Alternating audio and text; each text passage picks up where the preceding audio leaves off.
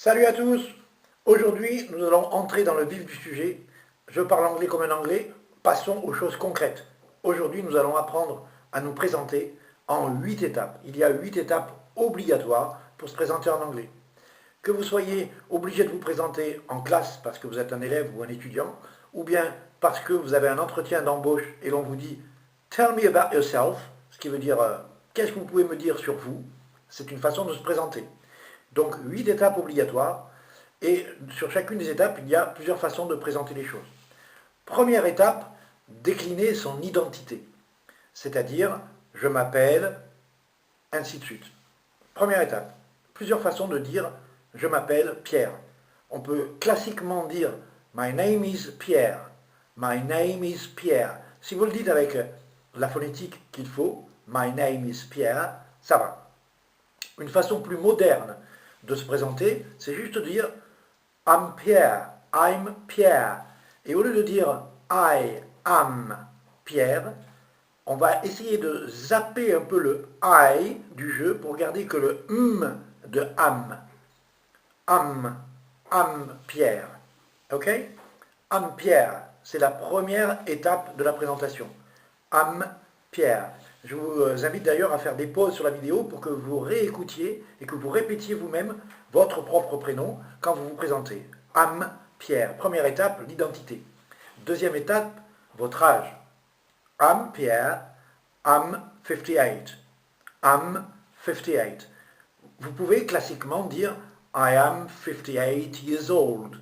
Years old, à condition de le dire correctement. Years old. Mais ce n'est pas obligatoire. Je vous invite à le zapper et juste dire I'm Pierre, I'm 58. I'm 58. I'm 58. Ah, les chiffres, il va falloir les réviser, hein, parce que vous n'avez pas tous 58 ans. Ensuite, la troisième étape, c'est la date et le lieu de naissance. I'm Pierre, I'm 58. I was born on September the 23rd, 1960. I was born on September the 23rd, 1960. Les Anglais ne sont pas nés, les Anglais étaient nés. Donc c'est bien le verbe être, mais au prétérit was. I was born. Born, ça s'écrit B-O-R-N, mais comme en anglais, le R, c'est une lettre muette qui se fait avec la langue collée au palais. Born. I was born on. Après born, il y a obligatoirement on, parce qu'on va parler d'une date, un mois. September, septembre.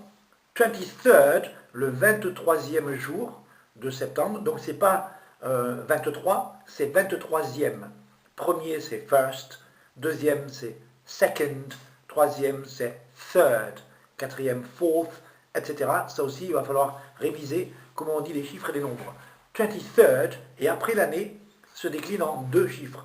1960 pour mon cas, 1960. 1960. 1960. I was born on September the 23rd, 1960. C'était la troisième étape. La quatrième étape, où habitez-vous? Where do you live? Donc, on répète depuis le début. I'm Pierre, I'm 58. I was born on September the 23rd, 1960. I live close to Montélimar.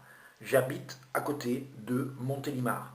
I live close to Montélimar. I live, L-I-V-E, close to, près de, close to, close to. Attention au diphtongue du O, close, pas close, close, to, c'est pas tout, tu. Montélimar, c'est une ville en France, on dit Montélimar, on va pas dire Montélimar, d'accord? On reste quand même français. I live close to Montélimar. Cinquième étape, quel est votre boulot, quel est votre job, qu'est-ce que vous faites dans la vie? Occupation, occupation. Et là, on va dire, on reprend depuis le début, I'm Pierre, I'm 58, I was born on September 23rd, 1960, I live close to Montélimar, I'm a tour guide.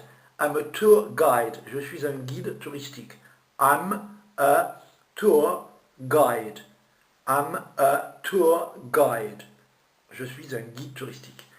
Sixième étape, de quoi est constituée votre famille? C'est là qu'on dit si on a des frères, des sœurs, des enfants, etc. marié, divorcé, tout ce que vous voulez. Donc moi je peux dire I have 3 children. I have 3 children. I have, on doit entendre le H du verbe avoir en anglais. Le H est une vraie lettre en anglais. I have 3 children. 3, c'est avec le son TH. 3 children. Le CH de children, c'est comme si c'était écrit TCH. I have 3 children. Ok? Ensuite, après la famille, ce sont les hobbies. De quoi occupez-vous votre temps quand vous ne travaillez pas? Moi, je vais dire I love dancing and playing football.